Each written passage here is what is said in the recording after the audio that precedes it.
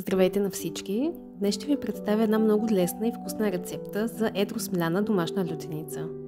За целта ще ни трябват 500 грама чушки, които си опичаме във фурната за около 20-25 минути на около 200 градуса. На половината време обръщаме чушките, за да се опекат по-равномерно. Когато са готови, ги изваждаме в една чинийка и ги покриваме с фолио. Оставяме ги за 10-15 минути под фолиото, за да може да ги обелиме по-лесно.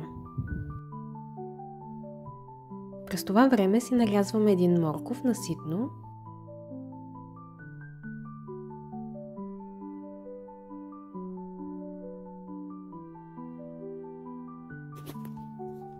Нарязваме си и 2 скилитки чесън.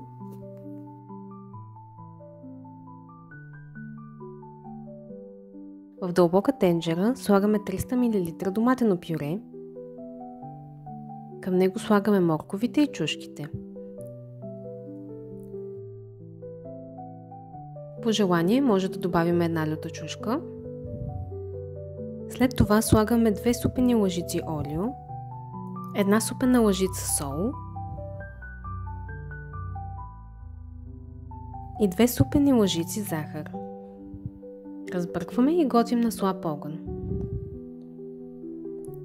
Готвим докато се сгъсти лютеничката. При мен отне около 15-20 минути. Добавяме чесъна и една супена лъжица оцет.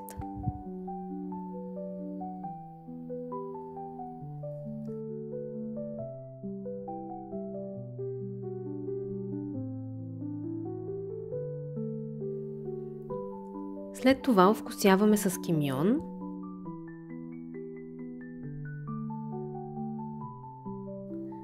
с магдanoz,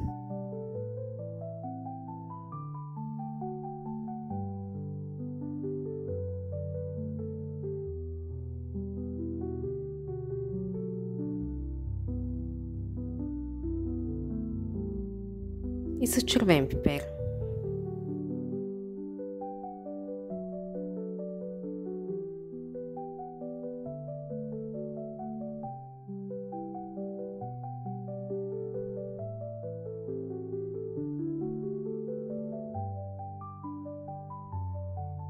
Разбира се, опитваме на вкус и по желание може да добавим още подправки.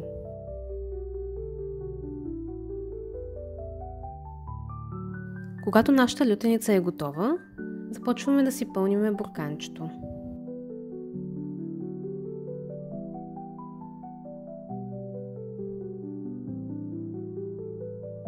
Затваряме буркана и стерилизираме.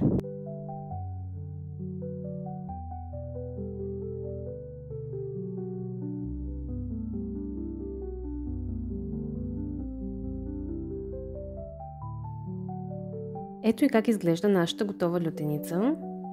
Става много лесно, много бързо и съм сигурна, че ще ви хареса. Споделете ми в коментарите вие как приготвяте домашна лютеница и дали бихте опитали тази рецепта.